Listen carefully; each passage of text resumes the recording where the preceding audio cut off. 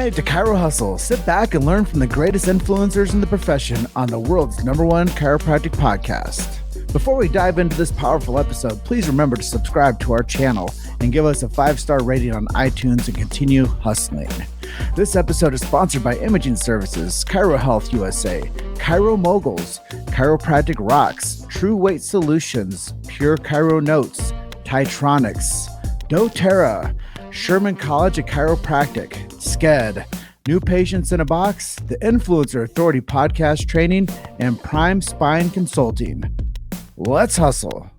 Hey guys, welcome to episode 308 of the Chiro Hustle podcast. I'm your co-host Luke Millette, and here's your host Jim Chester. So today we had the opportunity of interviewing Dr. Miles Bodzin. If you want to know how to grow your chiropractic cash practice by 24%, stay tuned. Welcome back to another episode of the Chiro Hustle podcast. This is a big one, number 308, and we have Dr. Miles Bodzin coming in today from beautiful California. Luke, how is it up there in Michigan? It's good. Can't complain. Awesome. Ann Arbor, Michigan, Luke Millette and Jim Chester here coming to you from beautiful city of Grand Junction, Colorado, where we call it the Western Slope. Dr. Miles, welcome to the show. Thanks, Jim. Thanks for having me. Thanks. Good to see you, Luke, as well. Yeah. And, you know, I think you have a pretty powerful story here, and I'm excited to share with our audience. And I watched a movie that you guys actually produced back in 2019, and it was really, it was moving because it shared the chiropractic story from your perspective. But I think that a lot of people would like to tell that story too, and you just managed to do that. So without any further, let's just share your chiropractic story so others that don't know what inspired you to become a chiropractor. I love getting this question, and thanks for asking. I'll keep it brief. What inspired me ultimately was I wanted to leave what I was studying. So let's just start with that. I realized I was in school at the time. I was studying to be an engineer, and I just came to this conclusion that, it wasn't for me to do engineering. As much as I enjoy the actual work, I realized as a career, it wasn't something I wanted to personally do. And it's a crazy thing to say because I was in my senior year. I was literally ready to graduate within a year at that decision point where I said, I've had enough. This isn't for me. And for anybody who knows engineers, the senior year of school is very grueling. So to face that senior year of grueling study and not really wanting to do it, knowing I had no interest, I was like, I got to find something else. And it wasn't like I immediately decided, I'm going to become a chiropractor. I had to do some soul searching. And, I illustrated this in the movie that we did, but this, what I ended up doing was literally going and taking a pad of paper out. I want you to imagine, a young kid going to the beach and sitting down with a pad of paper and trying to put the pen to paper. Like, what do I want to be when I grow up? What do I want to do? How do I want to live my life? How do I, what are the things that are important to me? And I spent hours on the beach doing that. And after I got done doing it, I literally filled about a dozen pages about who I wanted to be, grow up, kind of created a vision of who this grown version of Miles is going to be. And just so happened at that same time in my life, I was seeing a chiropractor. I've been going since I was 12 years old on a pretty regular, infrequent basis. I had injured my neck diving into a pool as a 12-year-old in upstate New York. And visiting some family. And after a few weeks of suffering with my neck like this, my parents finally took me to a chiropractor. And that was my first experience with chiropractic as a 12-year-old kid. It was getting significant pain relief. I mean, I still remember walking through school with a cervical, soft collar around my neck and, all that kind of stuff the way they treated me back then. But that was my first experience.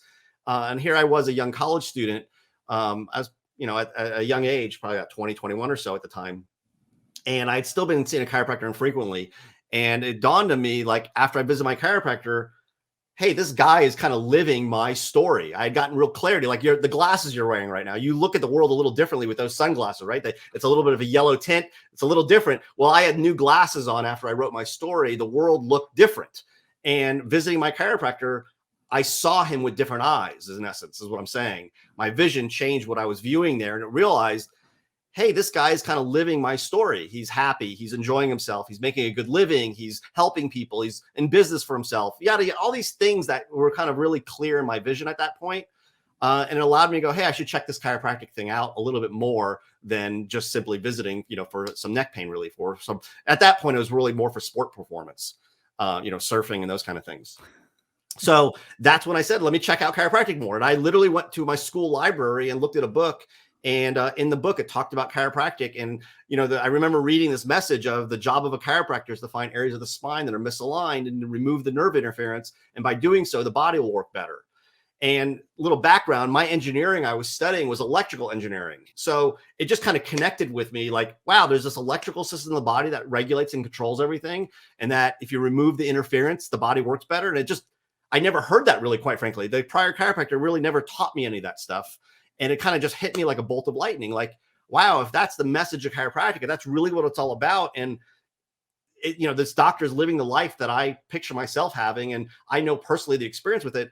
Well, then crap, I should do this. Like that's what called me. The message of chiropractic is actually what turned me on to it. Ultimately what drove me to like, hey, this is something I should check out. And, we kind of illustrate, if you watch the movie, you'll see the scenes we kind of acted out in that, portraying that whole scenario of what happened. And, that's what called me to become it is really the message of chiropractic, of this whole notion that the body can function better. Coupled that with the idea of kind of the vision I saw for myself living in life, it just made total sense for me to do it. And, I don't regret 1 minute of it. I love every aspect of pursuing that as a career. And for anyone who's curious, what's the name of the movie again? The movie is called The Calling, A True Story, and we stream it for free for people. If you want to see it, just simply go to thecallingmovie.com. Thecallingmovie.com will take you there. And if you don't, and if you want, you can just go to cashpractice.com, our website. You can see it under my name there, cashpractice.com. And then you'll see on the homepage, watch our story. There's a link right there. You can click on it too, and you could stream it. It's a short movie. It's about 45 minutes or so. So, you could watch it during a lunch break or something. And, it's not a big commitment. So let's talk about Cash Practice for a bit. What exactly is it for anyone who doesn't know, and how do you help chiropractors with it? So the simple question of what it is it's a web application for people to implement software. That's basically what it is. It's a software platform. What it does is it helps doctors do 4 specific things. And let me just share it this way. The way it helps doctors is it helps you build retention. When we look at kind of like, it's sort of like, think of chiropractic for a second. People can think of chiropractic as for pain relief, but that's really not its purpose. Pain relief is a good side effect of chiropractic. It's not the purpose of chiropractic. The purpose of chiropractic is to remove nerve interference and the body works better. Well, where I'm going with this is cash practice. The name makes you think it's for building a cash practice. The cash is just a side effect. It's not the purpose of the software. The purpose of it is to help you build retention. That's ultimately its purpose. And the way it does that is we've identified there's 4 key components to building retention. And those 4 components, we have software that lets you implement the 4 things. That's in essence what it does. When you do the 4 things that cash practice offers, by nature, you'll end up building your patient retention as a result of doing it. So doctor, chiropractor, anybody out there who is interested in building your patient retention, like for example, in my own practice, my retention was 24 times the national average. My average patient had been with me over 300 visits over the course of 5+ years. That didn't happen on accident. We had very clear systems and processes and principles we followed in practice that led to that. And we now have clearly defined what those 4 things are. And when doctors join cash practice and use the software, they are using 4 specific things that will help them accomplish those 4 goals or those 4 principles. And ultimately, that leads to those practices having retention. And I'll clarify it this way, that when doctors use us, our data, and we've been doing this now a long time, over 15 years now, and we have a lot of data because of that. On average, our doctors routinely grow 24% a year, every year, decade plus. So what I mean is, if I went to Luke or I went to you, Jim, and said, I have an investment for you. Give me $100,000 and I'm going to guarantee you. No, I shouldn't say guarantee, but I don't want to make guarantees. But you're going to get on average a 24% annual return year after year after year. I don't mean 1 year. I mean literally every year for a decade. Are you interested? Of course you are. I mean, like, who would be crazy not to be, right? Well, that's what happens with our doctors, is they generally grow about 24% a year every year. Before Luke jumps in with the next question, I just have to ask you, what are these 4 things? I'm sure that everybody's watching. They're like, all right, yeah, Miles, what are the 4 things? You hooked us. Okay, so here's what we've identified. There's 4 key principles in building retention.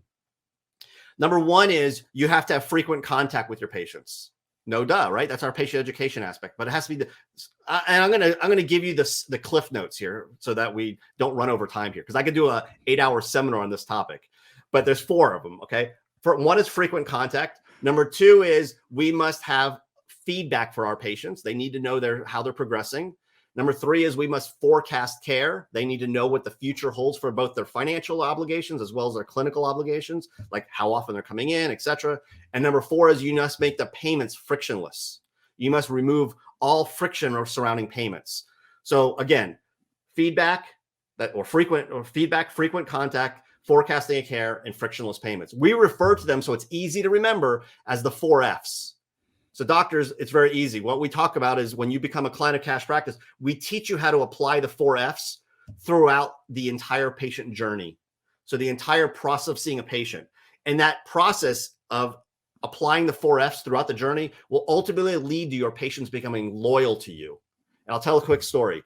When I was studying this material when I was in practice, and one of the ways I studied is I interviewed patients. I set up a camera and we sat down one-on-one and I interviewed them. And the way I would interview them, things I would ask them is like, hey, Jim, you've been here for 2 years. You've been here 200 visits. Why the hell do you keep coming? Why are you still here? Why do you keep showing up? And I dug and dug and dug to find out what drove our patients' behavior to be there and what drove them to stay. One of the patients I interviewed told me the story, and she went on to say, I got insurance that would cover me to go somewhere else, but I'd rather not use it. I'd rather stay here and pay for it myself. And now I'm giving you the Cliff Note version of the interview, but in essence, she's the definition of a loyal patient. And that's in essence what we're teaching our doctors how to do. When you do these 4 things routinely with your patients, they become loyal to you. And when you have a practice full of loyal people, you'll have a high retention practice, which I know most every chiropractor wants. And when we survey doctors, it's one of the top challenges most chiropractors face is poor retention. And this is why we all have an addiction to getting new patients. We all have a heroin addiction of like, where's my next new patient coming from? What's the next marketing gimmick I have to do? How do I get more new ones? It's because you're not keeping them. So if we learn how to just keep them longer, not only are you getting better clinical results because patients are following through, you're getting off the constant need for new people as well. That's ultimately what we're doing here. So the 4 Fs give you that, but you have to apply them throughout the entire life cycle of a patient. Well, let's say someone's opening a brand new practice and they have no patients. Yeah. What would be your number one way to get their first patient to come through the door? So, when it comes to getting new patients and you're brand new, you have to hit the streets. You literally have to get out and start booking talks, going into doing lunch and learns. You have to attract people. This whole thing of just putting Facebook ads up and doing this that's all well and good. And I probably would have done that back in the day when I was in practice. But speaking for me personally, I went out and I met people. I made it a point to go interact. That's what I ultimately did, because I'll give you an example. I could show up at an event on Sunday and do a screening. Now I know if you were asking me to do screenings 10 years into practice, I'd be blowing my head off. But as a brand new kid out of school, I was out every weekend doing them, right? Because I had to get people in the door. And if I went on a Sunday, did screenings, I had 5 new patients on Monday. So the fastest, quickest way of doing it is roll up your sleeves, get out and meet people, and invite them into your practice. That's the fastest, quickest way and the most inexpensive way of doing it when you're a young person out of school getting started. Now, 10 years into practice, I'm not going to show up somewhere on a Sunday to do screenings. I'm going to have I have other ways of getting new patients. But you're asking for that specific scenario. I'm a new out of school. I got to get people. Yeah, get out there and meet people. That's, to me, is number one. Well, I know that makes a lot of sense to me too. And there's, like you said, there's new school marketing tactics too, that everybody wants to have the easy button. And there's like, oh gosh, I'm just going to make an ad and see how it does. But then you become that's how your practice behaves too. It's very transient in that aspect too. Yes. You're going to attract a different clientele. There's, when you're doing Facebook ads and that type of thing. Not to say you can't get some good ones. I'm not saying that's the case. I'm just saying that when you go out and meet people and you build rapport with them and you create connection and you start building trust right away, listen, that person coming in the door is going to be vastly different than someone who answered a Facebook ad for a $49 exam. It's a completely different mindset. It's completely different. I'm proud to say that when I left my practice 10 years ago and I retired from practice, I still had patients who had been with me for 15 years who I met at a screening. These are people we built relationships with. So from the standpoint of like, you know, again, that question you're asking me, what's my number one choice of a person going out? It's not doing it's not spending money on doing things like that. It's spending time. I mean, we only have two things to spend, time and money. So as a young person in a school, you don't want to spend a lot of money. Just get out there and spend your time meeting people, spend your Saturday or Sunday doing that. And you'll get people on Monday to show up and you're going to rock and roll. Eventually you could, pull back on that stuff. And then you start building referrals and you start building other things. I will also say this, when you build a city, you build the infrastructure first. You build the roads, you build things before people start showing up if you want a successful city. I agree with a practice. If you want to have a successful practice that has retention, you must know your systems before patient number one shows up. Like there's no point in going out and marketing and getting new people if the things you're doing is going to lead to them dropping out after 5 visits. You're just wasting your time. So get good at that new person shows up. Now you're not going to be an expert on person number one, but you should at least know this is the process I'm going to follow. This is the procedure I'm going to do. This is the things I'm going to do that will lead them down the path to becoming a loyal practice member. So build your infrastructure before you invite people in. That means role play with your spouse or role play with your boyfriend or girlfriend, or get a couple patients to role play, whatever it is, but get good at what you're doing. At least have a structure for it, because I'm sure we all know there's doctors who've been in practice 5-10 years and they're still struggling with a report of findings. Like they're not good at enrolling people in care. And that makes no sense to me. That's like being a professional quarterback and throwing interceptions every roll. Like you got to be good at what your job is. And as a chiropractor, you have to master the basics: adjusting, re-exams, report of findings, consults. Like there's the basics you need to master before you worry about like all the extraneous stuff of all the shiny objects that distract you. So anyway, I'm very passionate about the subject of really master your systems, because I'll tell you, for me personally, I struggled at the beginning, and I shared that in the movie, the story. We struggled at the beginning, and it wasn't until I mastered the systems that I really broke free and ended up having wildly successful in practice. Was that we mastered those systems, the right systems. So, I often say the difference between, someone who accomplished something and someone who doesn't, it's not the goal. Like two people could have the same goal, the same vision, but the one who executes or systematizes and executes is the one who's going to accomplish it. Otherwise, you're just a daydreamer. So you really have to have processes and systems in place that are, and I think one of the things that really separates the systems we teach from all the others is those systems are based upon principles, just like chiropractic is based upon principles. Chiropractic has the 33 principles. Like the power of the body to heal itself. Like that's a principle, right? That things take time. That's a principle that guides what we do as chiropractors. And in business, there are principles. For example, we know a principle of the less people think about money, the more they're going to stick with you. Like if the thought of money enters their mind every time they see you, your retention is going to suck. So that principle guides the way we collect money. We don't want people stopping at the desk every visit to make a payment. We don't want to send them bills in the mail. We don't want to send them statements. We don't want to do things that remind people of money. This is where that principle of frictionless payments, we want to make it where there's no friction in the process. Because if there is, it's going to lead to poor retention. That's an example. What I mean is that it's based upon business principles that guide, ultimately what we do. So anyway, a long-winded answer to your question, but bottom line is those 4 principles are what guide everything. Well, changing gears a little bit, more often than not, chiropractors do a great job of taking care of their patients, but they forget to take care of themselves. So what are some things that you do to take care of your own health and your family's health? Well, great question. I mean, we do lots of things with chiropractic, of course. I mean, we follow, for the most part, like all of us, we all slip and check at times, but we all do our nutrition. We all do our exercise. I mean, I have a giant gym at my house that we all use. I have, we do chiropractic. I get a massage therapist that comes in my house every 2 weeks to take care of me. I have a functional medicine doctor I've been seeing for 10 years that I see get blood work on. I mean, I do a lot of things to take care of myself. And certainly as I get older, I'm 54 now, every year I keep, you're like anything, how you are in your fit, I often said that, in your 30s, you're experiencing all the things you did in your 20s. And in your 40s, you're experiencing all the things you did in your 20s and 30s. And in your 50s, you're experiencing all the things you did in your 20s, 30s, and 40s. So it's accumulative, right? So I don't think I have anything new to share other than the fact that we all are very strict about our, I say very strict. We're 80% strict. Let's just use that. We all have our slips, like I said, but I don't want to make it sound like we're way up here per se, but we exercise and, do all the things that a chiropractic lifestyle teaches. We're big advocates of, I'll just share this, that we know as chiropractors, one of the reasons a doctor may not get the best results with a patient is not because the doctor isn't doing something right, or the doctor's technique isn't right, or they're not recommending things right. It's none of those things. It has everything to do with the fact that generally we don't get great results with a patient, not always, but in many cases, it's simply because the patient failed to follow through. The person didn't follow through with what the recommendations were.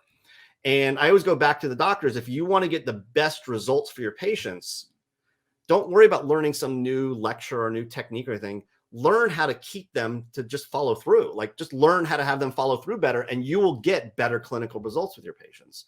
So I just want to circle back for a second that when I'm all about talking about retention, it's not a business decision about retention. It's not about making more money. It's not about those things, although those are side effects. Having more cash in your bank is certainly a side effect of having better retention, but that's not the purpose. The purpose is to get better clinical outcomes. Because I think we would all agree, if you recommended 6 months of care for a person and you anticipate it's going to take 6 months to get maximum recovery for that patient, if they're dropping out after 1 month, well, they're not getting those benefits. So we're all about helping doctors achieve better clinical results through helping them have better retention. Because again, I go back to circle back to your question, Luke, about what we do, we make sure we follow through with the things we do. That's ultimately, and like I said, we slip and check. Everybody does. So I haven't exercised for a little bit. I got to get back into it. I slipped off taking my vitamins, get back on. But we're constantly reminding ourselves of those things and following through.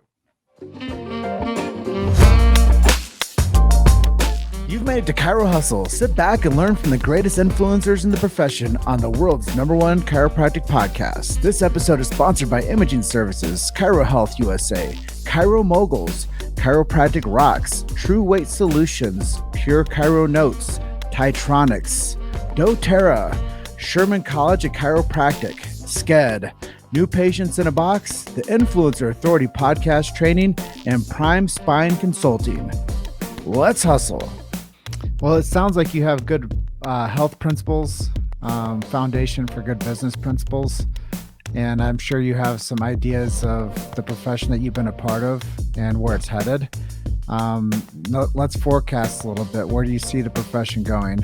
Where do you see it going if they maybe implemented some of your business principles? Yeah, I mean, it's a good question. When we say where the profession is going, it's like, where do you want it to go versus where it is going? Listen, at the end of the day, the profession is also it's a microcosm of society in general, right? And I think in society in general, we have some pretty large problems going on right now. I think one could say that division has been greater than it's ever been right now in society. And that kind of translates within the chiropractic profession too, that we're getting this kind of sense of like, it's again, a microcosm. So, where my beliefs are, I believe that chiropractic, it thrives in being unique, not being like the rest. I think it thrives in our original message of the body as a self-healing organism, that the body is, that you remove interference, not to introduce outside in. I think that chiropractic will be very challenged in the future if we end up becoming like everything else out there. If we're so integrated and so like right there with medical doctors and all these other things, like look at the osteopathic profession. So, my hope is that we stay unique and different. I also believe from the standpoint of the principles, yes, those business principles I just shared, they're not unique to chiropractic. They will work. I know this because we work with other professions. We have other types of healthcare providers that have used us that see the same increases in retention. We also have businesses that are not healthcare related at all applying these principles, and we see their retention going up. And as a profession, like I'll speak to the state associations, for example, if they want to improve their retention of their members, applying these principles, like any organization that wants to have better retention of their customer base should be applying these. So yeah, I would like to see more chiropractors out there. What's the word I want to use? I don't want to use the old school terms of being straight versus mixer. Not that. I just think that we're sticking to the principles of that the body's, I'll go back to what we were talking about before, the marketing. Stay away from the shiny objects, the distractions. If all you did was focus on the chiropractic adjustment, the benefits of that care, and delivered on that, you'll be busier than ever. Like, you'll just be busy in your practice. You don't need all these other stuff that distracts and dilutes what you do. Many chiropractors I talk to get very distracted by shiny objects. Oh, this MLM is going to make me some money, or I'm going to get a massage therapist in here who's going to share the rent with me, or I'm going to get another doctor just to lower my, like, just focus on building a practice full of people who are loyal to you, and all of the rest of the stuff kind of just melts away. You don't really care about it anymore.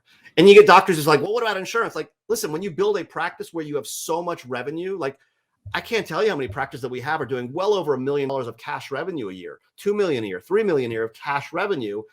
I don't think they really care about the insurance at the end of the day. Like, you get to a certain point from a perspective, like, and this is another thing. I want chiropractors to be wildly successful, because when you are successful, you're able to donate money to the schools and to the organizations and do more support. Like, you're able to give back more. And when you're in a place of poverty, it's really hard to help. You're so much in a fear mindset of like, I just got to pay my bills. So, and I think it's kind of a vicious cycle that we're talking psychology here, but I think a lot of doctors get caught in this loop of, I need another new patient. I need money. They can't support other things. And it becomes kind of this poverty complex. And you got to break free from that. You got to break free from that. And one way to break free from that is becoming wildly successful, I guess you would say. So it is one of these things that, this is why having a mentor, you know, if you were to ask me when I first got out of school, if there's one thing I would change, and that would be, I would have gotten a mentor sooner. I didn't take a mentor those first couple of years, and I did struggle. And not that I hired a coach. I will say I never did hire a coach per se, but I did get some great advice from some people, little tidbits here and there. You know, you say you go to a seminar, and if you take away one thing, it was worth going. And to me, whether it was a seminar or whether it was a friend sharing some ideas, like in the movie, one of my friends shared the idea. If you remember the scene of me sitting on the beach with my friend Sean, and he just shared the idea that his patients want monthly payments. I had never thought of that before. And that was the first time I heard that. And that one little idea literally changed the course of my life, my life, literally my life. It changed just that one little tidbit. So, you know, you got to also learn how to realize what's a nugget versus a shiny, distracting, you know, an object that's kind of just shiny out there and distracting you. So I don't know if it answered your question, Jim, about the future of the profession. All I know is that I think there's a lot of positive for the future if doctors are able to be successful in practice. I'll from a personal standpoint, I'll say that in my own local community here in San Diego, I remember when our local association was very successful. We would have 150 doctors showing up. We had great speakers. We had a lot of money to support the community. I remember we did this whole program where we donated plastic spines to every high school in San Diego. Like, we did a lot of good stuff. And today, the association's kind of a struggling place.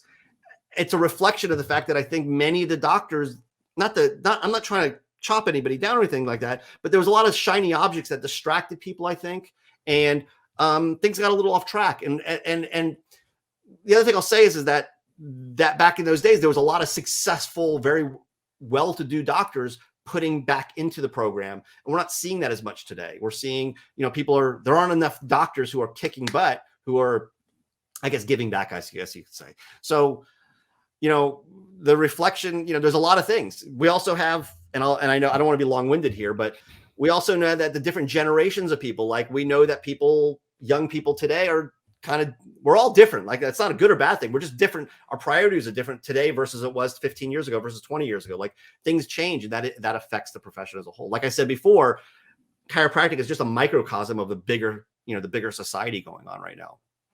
So, you know, I'm very hopeful and very positive about the future. As long as we don't suddenly see drugs in the profession and that kind of stuff. So who have been some of your biggest heroes or inspirations to help get you to the point you're at right now? You know, I'll say there was two people that I followed heavily when I was first out. One was I was a big Tony Robbins fan back when I was in school. I remember even in chiropractic school, I remember Tony Robbins was coming to Los Angeles to speak for one day.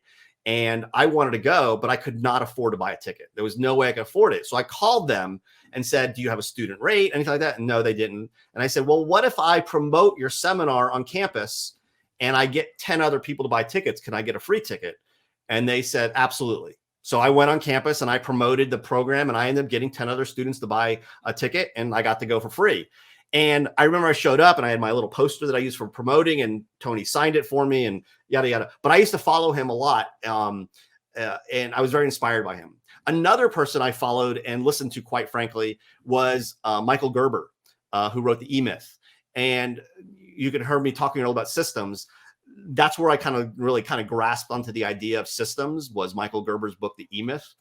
And I'm sure a lot of people listening right now probably read it. If you haven't, I highly encourage you to do so.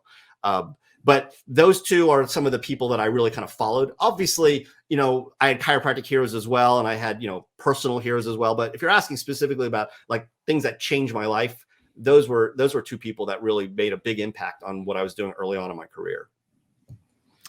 And as we start to get to the edge of our time together today, maybe you could send us off with a miracle story that you've seen firsthand happen in your office. Yeah, I'll tell you one that was pretty unique. And it still blows me away to this day. I remember I had a patient who had surgery and in their inguinal area, and they had all these, surgical staples and stuff in there, and they had terrible pain. And they don't even recall that they had the surgical staples in there. They didn't realize it.